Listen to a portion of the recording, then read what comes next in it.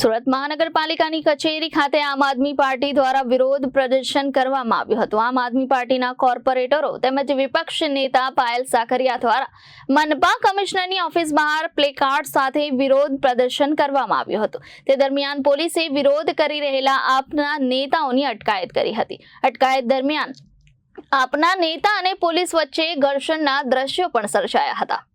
સુરત મહાનગરપાલિકાના કમિશનર દ્વારા વિપક્ષના નેતા કે પછી વિપક્ષના કોર્પોરેટરોને પૂછવામાં આવે લોકહિતના પ્રશ્નોના જવાબ કે પછી પત્રોના જવાબો ન આપવામાં હોવાની ફરિયાદ ઉઠવા પામી છે।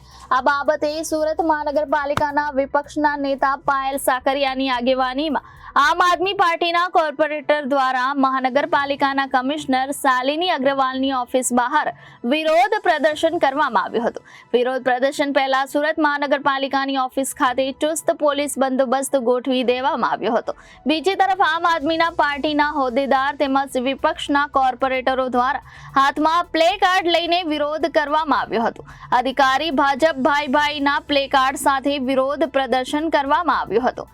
વિપક્ષ નેતા પાયલ સાકરિયા દ્વારા જણાવવામાં આવ્યું હતું કે સુરત મહાનગરપાલિકાના કમિશનર ભૂલી ગયા છે કે તેઓ પ્રજાના નોકર છે, કારણ કે તેઓ હાલ જે પ્રકારનું વર્તન કરી રહ્યા છે તે પ્રકારનું વર્તન જેવું લાગી રહ્યું છે। તેઓ સુરતના રાજા છે। લોકહિત બાબતના પ્રશ્નો સુરત મહાનગરપાલિકાના કમિશનરને પૂછવામાં આવે છે।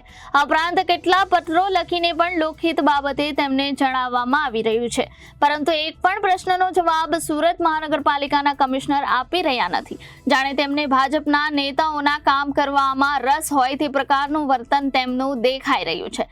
પાયલ સાકરિયા દ્વારા એવો પણ આક્ષેપ કરવામાં આવ્યો હતો કે સુરત મહાનગરપાલિકાની કચેરીમાં ભાજપના રાજમાં કરોડો રૂપિયાના કૌભાંડો થઈ રહ્યા છે, પરંતુ પ્રજાહિતના પ્રશ્નોના જવાબ પાલિકા કમિશનર આપી રહ્યા નથી।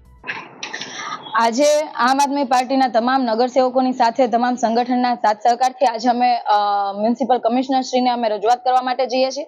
છેલ્લા ઘણા સમયથી જે કમિશનરનું વર્તન જે કોર્પોરેટરો પ્રત્યે અને સુરત શહેરના લોકો પ્રત્યેનું જે છે એ ઉદ્ધરતાભર્યું વલણ છે।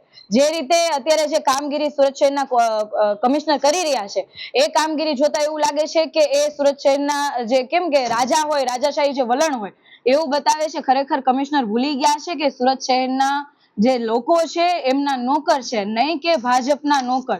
હાલમાં જે એમની કામગીરી છે ભાજપના નોકરની કામગીરી હોય એવી એ કામગીરી કરે છે।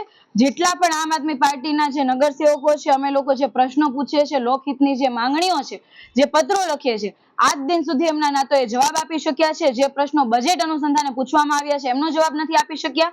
તો આના ઉપરથી એવું સાબિત થાય છે કે લાખો કરોડોનો જે કૌભાંડ છે ભાજપની સરકારમાં થઈ રહ્યો છે, તો માત્ર ભાજપ વાળા જ નહીં પરંતુ આવા જે અમુક અધિકારીઓ છે એમનો પણ સાથ સહકાર એટલો જ છે કે સુરત શહેરના લોકો જે પરસેવાની કમાણીથી જે લોકો વેરો ભરે છે એનો જે પગાર ઉપર આ જે કમિશનરને જે પગાર મળે છે એ પગાર ઉપર એ લોકો જે કામ કરે છે ખરેખર ભાજપના નેતાઓનું કામ કરતા હોય એવી રીતના કામગીરી છે જે બિલકુલ ચલાવી શકાય એમ નથી।